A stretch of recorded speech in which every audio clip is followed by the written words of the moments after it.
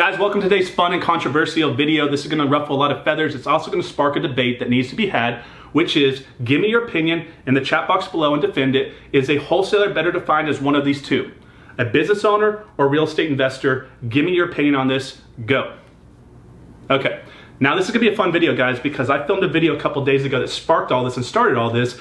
And that video was called how I make offers under what, or how I get offers accepted for what local wholesalers are offering or under what they're offering or something like that. Go check it out, guys. It's like 2 videos ago.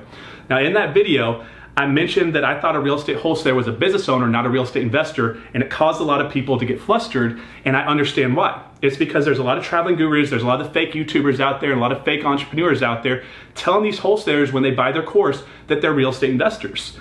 Is a real estate wholesaler actually a real estate investor? And if so, and you believe so, defend it in the comment box below. If you can't put a valid defense of why you think so, then you really don't have an argument, do you?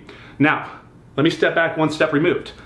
If a wholesaler is a business owner versus a real estate investor, what difference does that make? The only thing that matters is net profit at the end of the year. No matter what you're doing with your money, your time, your energy, or your resources, net profit's the only thing that matters. Why are you guys so concerned over what the label is? In fact, most business owners are way more skilled in what they do than most investors. Sometimes an investor only invests in one simple thing, and it's very easy for them to learn that skill set.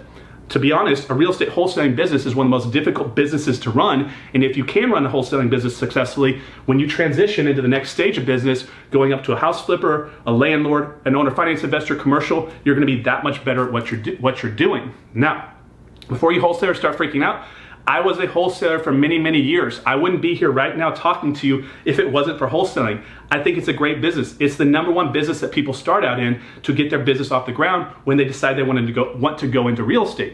2 things people do when they start out in real estate. They either become a real estate agent or a wholesaler. Nothing wrong with being a wholesaler, not bashing wholesalers, but at the same time, guys, if you have a problem with today's video, take it up with the dictionary because, well, you need to understand what it is, and let's dig in, okay? Here's an agent, right?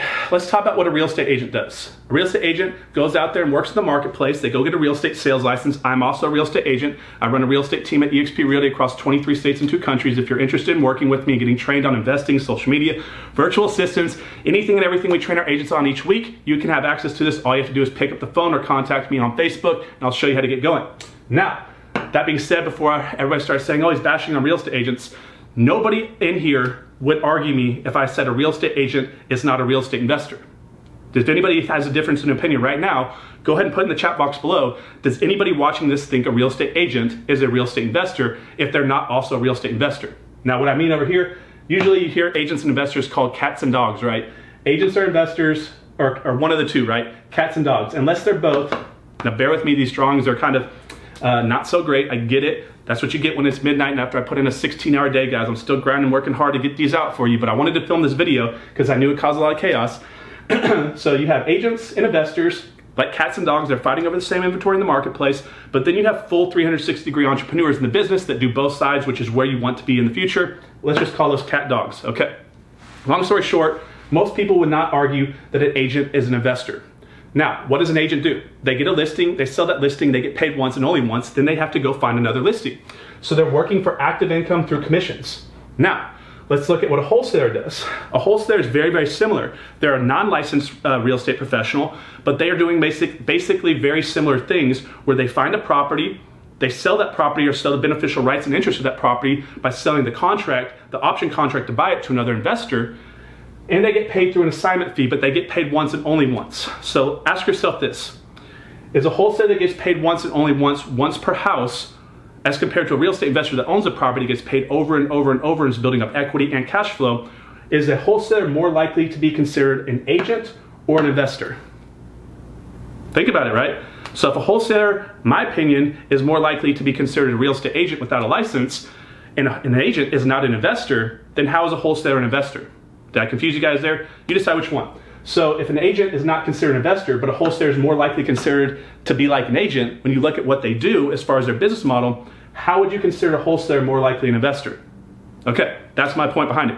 Now you need to understand what creates wealth in the first place. We've talked about this a number of times, guys. MSI, multiple streams of income. You have to have multiple streams of income for diversification and leverage in case a couple disappear, you're protected. Equity, investors invest for equity. Equity through stock awards, equity through businesses, equity through owning real estate. Then the passive income over here is the golden key to your success for time and money freedom. A lot of people make a lot of money, but they don't have a lot of time. Time and money comes from passive or residual income streams, guys, which is what most people are getting into real estate investing to do, is to generate residual income streams through owning notes or through investing in real estate properties and assets. And the last one is duplication. You have to do something outside yourself. You need people in your organization to make money. Okay. Now, over here is Robert Kiyosaki's cash flow quadrant. You have an employee, self-employed, business owner, and an investor. Now, why I want to make this distinguishing breakdown is so you understand what you're doing in your business and where you need to be going, because I started out wholesaling. I wouldn't even be here if it wasn't for wholesaling. It was a great first step, but I got out of wholesaling as fast as I could because all I could do was get rich, not wealthy. The only way you get wealthy is if you work for things that work for you while you're working for other, trading your time for other income streams, I guess you could say. So while I'm filming this video, I have equity models and cash flow models creating more income for me alongside, so I have the time to spend doing this because I'm still making money while I'm doing this. If you can't figure out how to make money while you're doing something else, guys, you're gonna work forever. Okay, when I put this poll on Facebook just the other day, because I filmed the video, got a lot of people excited, got a lot of people frustrated because a lot of wholesalers think they're real estate investors, which they're not, they're business owners. And some of you are gonna be like, well, we invest for time, we invest, guys. If you have to spin it and try to make it work, it doesn't work. Come on, let's be honest. Secondly, it's no big deal if you're a business owner versus an investor, because you have to decide what you're trying to go, what you're attempting to do. Is your goal to make money, or is your goal to argue over what your title is? It makes no sense, right? So 90% of the people on that thread that I pulled on Facebook said that a real estate wholesaler was a real estate business owner or a dealer.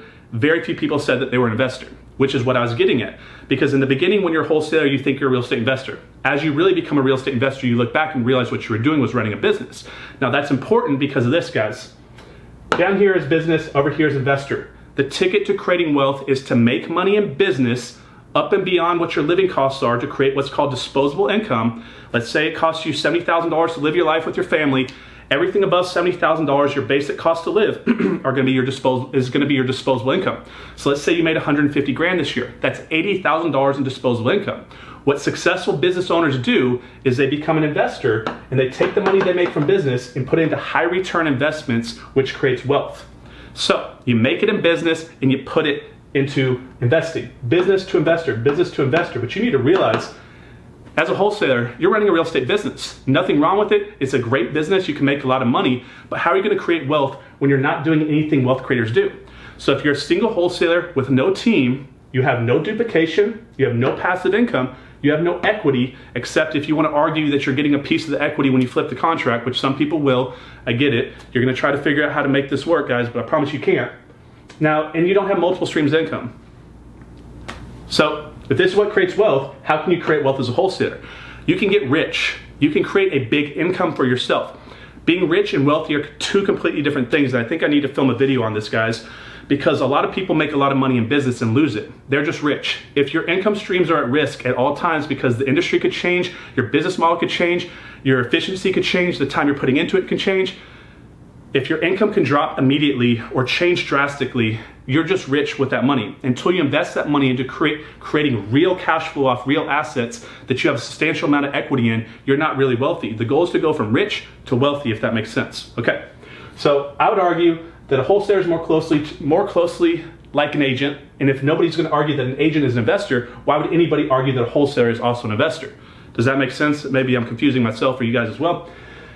I understand how wealth is created. It's done over here. This person does none of this unless they build a real estate team. Now, really, to spin the head here real quick, you could even consider this person self-employed and not even a business owner until they have duplication and they're actually running a team. Now, I don't want to go off in the weeds too far, but guys, just because a wholesaler is not really classically defined as a real estate investor doesn't mean you're still not a real estate professional, doesn't mean that you can't be this person going forward. In fact, you need to step up the stages of evolution. Most people go from wholesaling to flipping houses to buying rental properties to going to the note space to ending their career, if they get that far, in the commercial space, buying commercial units, getting into storage units, something like that.